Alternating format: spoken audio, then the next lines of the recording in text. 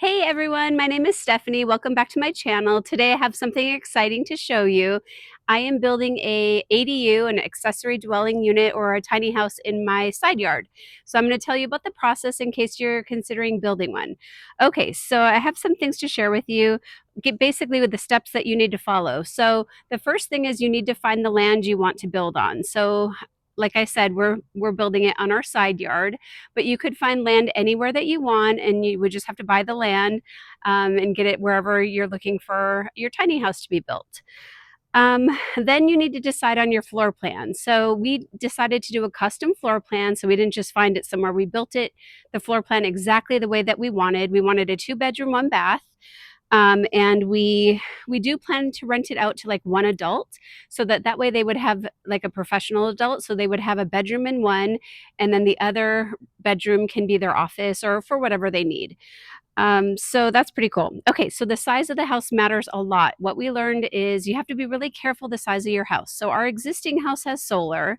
You have to limit, in California at least, you have to limit the size of your tiny house, because if you're going to run your solar off of your main house, it changes your level of solar, and so you would lose your like cost savings basically from solar. So right now we don't pay any PG&E because it's all covered with the solar, and we're using our existing solar to cover the electricity for this home. So the size really matters. So we decided to go with 650 square feet, no larger than that, because that's what the law or the rules in my city and in state are. Okay, so next thing is you have to, so once you have the location and you have your floor plan, and your size, then you're going to have to find an architect to develop your blueprints. So we told him, hey, this is what we want. And he did the draft. And then, of course, we had to have him adjust some things. Make sure you find an architect that can make the changes that you want, because you're not going to have it right on the first try, most likely, if you have specific things you want. So we lucked out, and we only had to go back and forth with the architect like 3 or 4 times to get it exactly the way that we want. And we're very excited for this house. Okay, so then you need to decide who's building it. So you have the plans, you have the land, you know what you want to do. You need to find your builder. So we have a builder that thankfully does it all for us. So he subcontracts out like the cement, the foundation, the drywall, the framing, the painting. He's going to do all of it. He's going to project manage it because we're too busy to do it ourselves. So that's pretty cool. Okay, and then as far as timing, I wanted to share with you, we decided to start building this about 6 months ago. It does take time because you have to decide the land. If you're purchasing land, you need to decide the floor plan. You need to work with the architect. And also, it takes a couple months to get your permits, your city plans, your plans through the city. So make sure you factor for time and money for that. You can't just like build a tiny home within a month unless you're off the grid and you're not doing permits or something. Okay, so that's what happens. So now I'm going to have my cameraman follow me in. This is the front door. I'm going to show you what each room is like, just so you get an idea, and then we'll end out on the patio. Okay, so this is where they're going to park. The renter will have a parking spot. It's a mess right now, but this will be a parking spot with a fence. And then I'll invite you into the home here. So this is the front door. So you can like knock, knock, knock. There's one step there, and you come into the house. And this is what you would call like the great room. So right now I'm sitting in the living room. So this little area right here is the living room. We're thinking like they would put a little like love seat right here, or chairs, and the TV could be on this wall. So then if you move here, this is where the kitchen is going to be. So the kitchen, like the sink is right here, and then to the left here would be like the two top dining room table. So the cool thing is this sink, at least it has a window, so they're going to get some light. They can do their dishes. There's like their cooktops and things like that. There will be a stackable washer and dryer. And by the way, I will show you this in like 3 months or whatever. When it's done, I'll do another update so you can see it completed.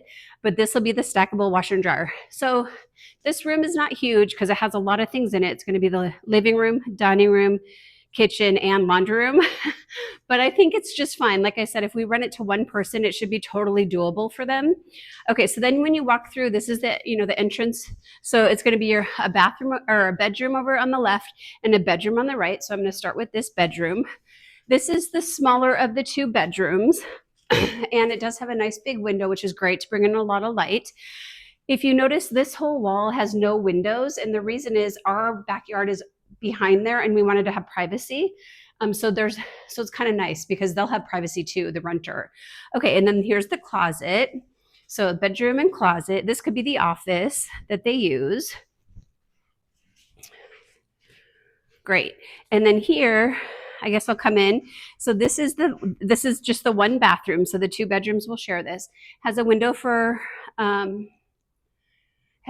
like ventilation in the bathroom. This is the shower. And then here's where the toilet's going to be. So this is the toilet. And then here's where you wash your hands with the sink, which is awesome. And then I'm going to walk in. Here is the bigger of the bedrooms. It's not huge, of course. It's a tiny house, but the bed could go here. This is the closet. And then the coolest part is we decided to give this space an outdoor. This is going to be a sliding glass door. That's one of the changes we made. So initially the plans just had a window here, and we're like, no, it's so much better if you have a sliding glass door. So they can open the door if they have a dog or a cat or whatever, and they can sit out here on this patio. And then we're going to give them a small grassy patch here where all the junk is right now.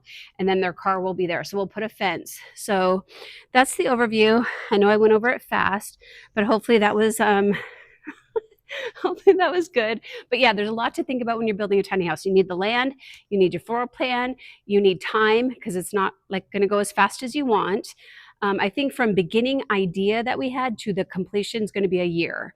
And of course, that's not just the building time. That's, like I said, the permit time, and depending on how backed up your city is with that. But yeah, I think it's a good process. In a couple months when it's done, it should be done like in 2 or 3 months. I'll come back and show you. So thanks for watching my channel. Please like or subscribe if you want to see more content like this. And again, my name is Stephanie, and I'm glad that you're here. I hope you have a really great 2025, and I'll talk to you soon. Bye.